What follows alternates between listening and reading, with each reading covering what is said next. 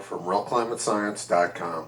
In 1936, forest fires were seen as the greatest peril to future prosperity in Northern California. December 5th, 1936, data compiled by State Forestry Department shows Santa Cruz County visited by flames almost yearly since the Big Fire of 1868, which ran over forested summits from watershed of the Pescadero to peaks of the Gavilons.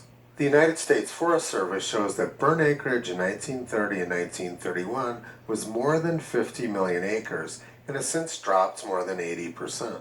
This corresponds well with the heat wave data from the National Climate Assessment, which shows that heat waves were much worse in the United States prior to 60 years ago, and particularly during the 1930s.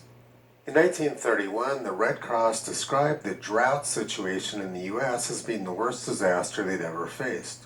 Because of the drought, people were starving in a number of different U.S. states. 3 years later, in 1934, there was a worldwide drought, and drought covered more than 80% of the United States. The 1999 version of NASA's U.S. temperature graph showed 1934 as being the hottest year and the 1930s being the hottest decade.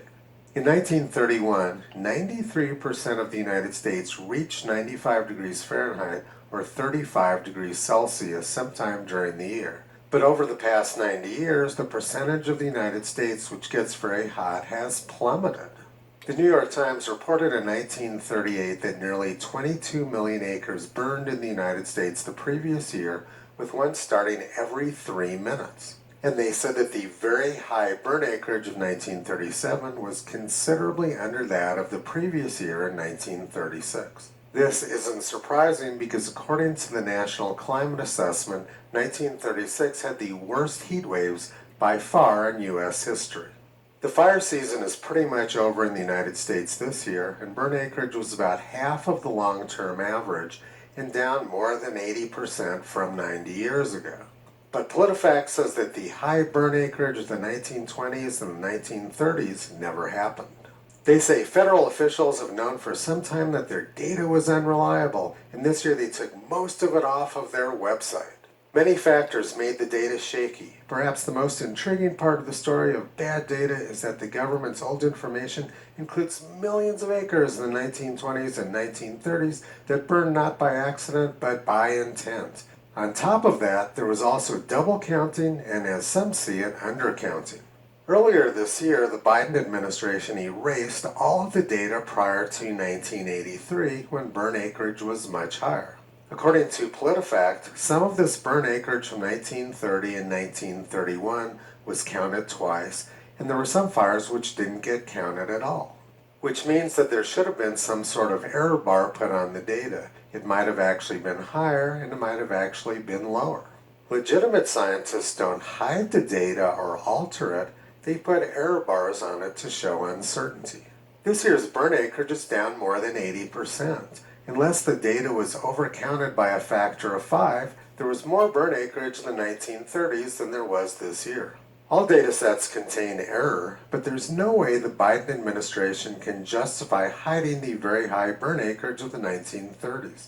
Politifact's claim that there's more burn acreage now than there was during the 1920s and the 1930s is simply not credible. And Politifact didn't even get their numbers right. They said there was more than 40 million acres burned in 1930 when the actual number was more than 50. It appears that they didn't even bother to look at the data sets which they're canceling. But here's the most ridiculous part of Politifact's argument. They say that some of the burn acreage from the 1920s and 1930s shouldn't have been counted because it was started by humans. That's exactly the same story as now.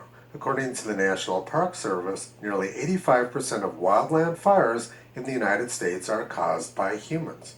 And according to the governor, more than 90% of California fires are started by people.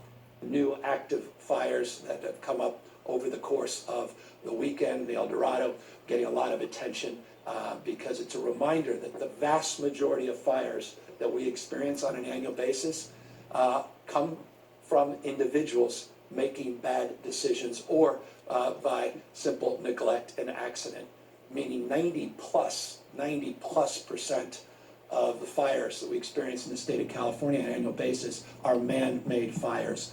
None of the Politifact arguments hold any water. Based on their own arguments, they should have erased 85 to 90% of the burn acreage from the past 2 years. And here's one more fraud from the Biden administration which Politifact is covering up. This document resided on the National Interagency Fire Center website until just a few months ago. It was put together 20 years ago by the Department of the Interior, Department of Agriculture, Department of Commerce, EPA, FEMA, and several other agencies.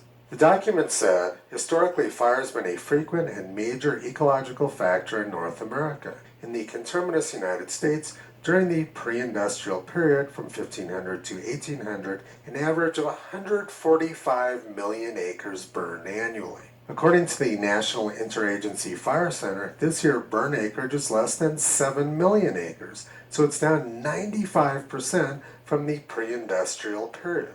Burn acreage has massively decreased in the United States as the amount of carbon dioxide in the atmosphere has increased. Politifact's fact-checking is patently false, and they're simply covering up fraud from the Biden administration. During the 1930s, we built the Golden Gate Bridge and we split the atom. The suggestion from climate alarmists that we didn't know how to count fires and we didn't know how to measure temperatures during the 1930s is patently absurd. Toto has been pulling back the curtain on scamsters like Politifact and the Biden administration for the past 13 years. You can visit him, Curie, and Caesar on the web at realclimatescience.com.